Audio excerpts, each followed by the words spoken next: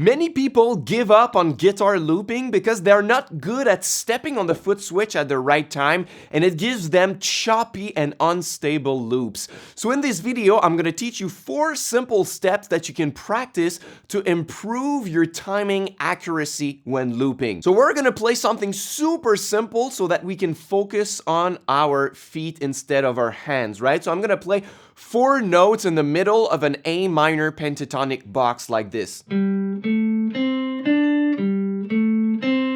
So I'm playing the 5th and 7th frets on the 4th and 3rd strings, right, in the middle of the box. 1, 2, 3, 4, 1, 2, 3, 4. So we're going to use that to practice the looping accuracy. So step number 1 is to practice stepping on the ground or on another foot switch than your looper. Because so many people lose their abilities as soon as they know that they are being recorded or when they loop, right? So we're going to remove that pressure and practice on the ground. So what I'm going to do is that I'm going to play 1, 2, 3, 4, and I'm going to step on the ground on the 1, on the first beat of the bar like this. 1, 2, 3, 4, 1, 2, 3, 4, 1, 2, 3, 4, 1. Simple enough, right? And if you can, and if you have other pedals, for example, I have a reverb pedal here, and I put the mix knob at 0%. So if I step on the foot switch, it's not gonna affect the sound. Practicing on a real foot switch might help to make it more tangible a little bit, right? So I'm gonna do the same thing on my foot switch here. 1, 2, 3, 4, 1, 2, 3, 4, 1. And if you have a really hard time doing it, even then, you might want to play just one note, right? 1, 2, 3, 4, 1, 2, 3, 4, 1. And something super important to know is that you have to move in advance if you want to be accurate.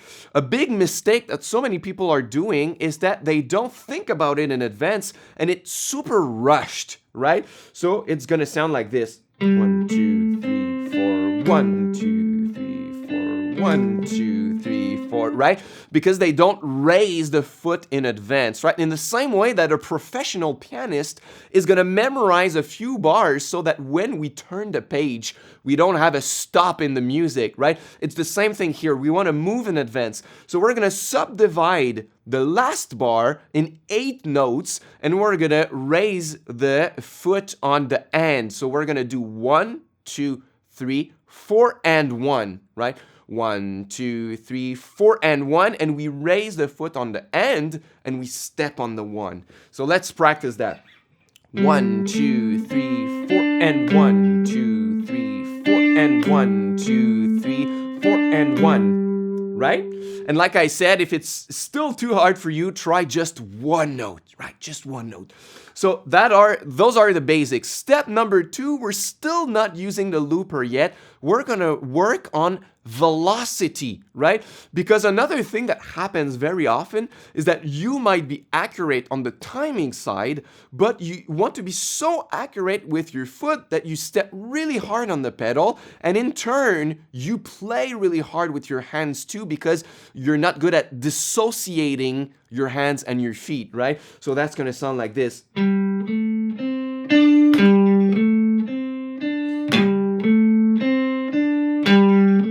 Right? So there are jumps in volume when you are playing. So what we want to practice is to do the same thing, but with different combinations of soft and hard, right? So we want to play hard, but step softly on the ground or on the switch, like this.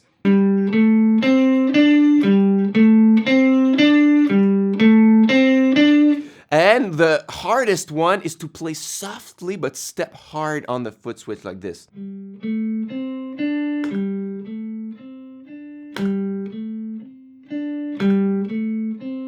You see, even myself, I'm not even perfect with that because it's really, really hard to do. So you might want to practice play soft and step hard, but the goal is to get to a point where you don't have to play hard with your hands, but not your feet as well, right? If you can step softly on the switch and play softly as well, because you don't need to step hard on the looper pedal to be accurate. It's quite the opposite. It's gonna be much better if you are loosened up, if you are in control of what you're doing instead of being stiff and hard, right? So that's the second step. Step number 3 now is to use the looper to practice that. So we're gonna apply all the accuracy and velocity skills that we practiced and gained, and we're gonna apply it to the looper. So if you want to practice in a fast manner, you can step on the foot switch to record, step once more to listen back and judge yourself. Is the timing great? Is my accuracy great?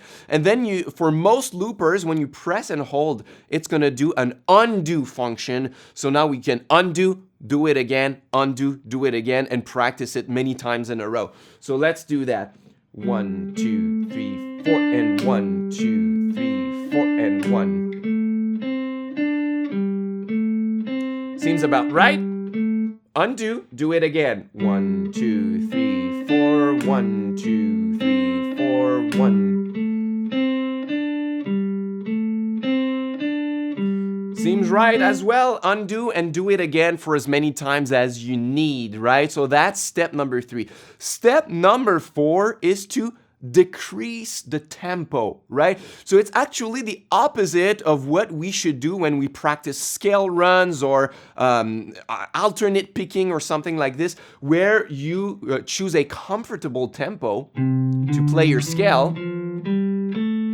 And when you can play it cleanly many times in a row, you raise the metronome to a faster tempo and then gradually faster, and play it cleanly as well by going faster. With looping, it's the opposite. It's gonna be gradually harder to go to lower tempos because you have more space between the beats where you could mess up the rhythm, right? So we're gonna go from steps 1 to 3 again, but with a much slower tempo, like this. 1, 2, 3, 4. 1, 2, 3, 4.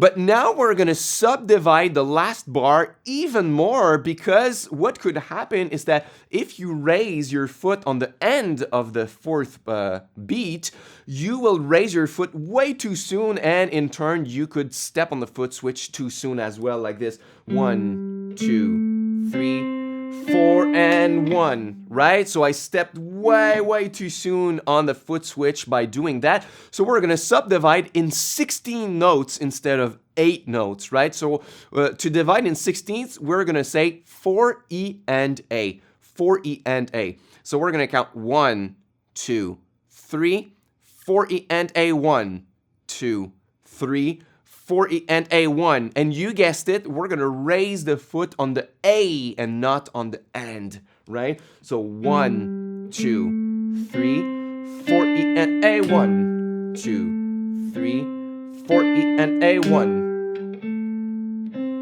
So now I did it with the looper at first, but you can start practicing that on the ground and with the velocity and such, and then go to the looper, right? So what is really great with those 4 steps is that it's the same 4 steps whatever you want to practice.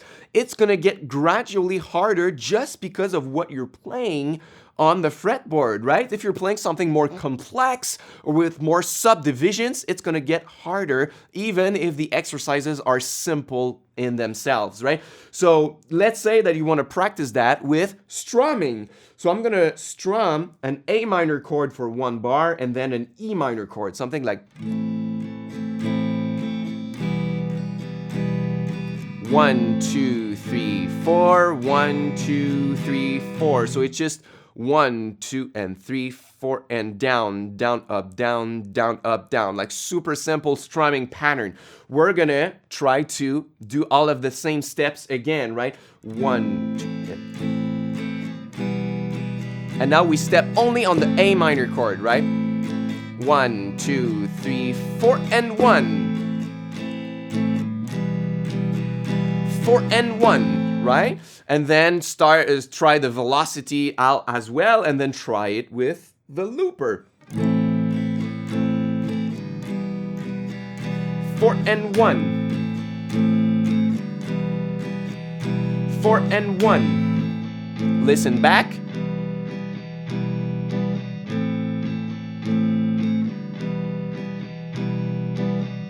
Sorry, I had a little big scrapes in there, but that's kind of the thing, and you can do that for everything you practice with. Yes, it's a bit boring, but it's like anything else on guitar. You have to practice the boring, repetitive, foundational stuff on guitar before you can move on to the more fun stuff. So make sure to take your time to practice this foundational stuff. If you're watching this and you still don't even have a looper pedal yet and you would like to get into looping, go check out my new guide, the Looper Buying Guide for Any Budget. It's the first link in the description box. I have 10 plus years experience making guitar looping songs, and I've tried many loopers. So I'm gonna give you all my best recommendations on any budget, low budget, mid budget, high budget, on all the best loopers I've tried. And I even have some bonus sections where I do some recommendations on some other pedal effects as well. And I even have a coupon code for one pedal that I like really much. It's all inside the guide. You can get it, first link in the description box. It's my gift for watching my video until the end. Also, I would love if you could tell me in the comments, what else do you struggle with your looping, right? I want to plan the next lessons on my channel, and I really want to know, what do you need help with when it comes to looping, so that I can make super valuable lessons for you on the channel next. So let me know in the comment section below. That's it for me today. Thank you so much for watching, and until next time, keep on looping.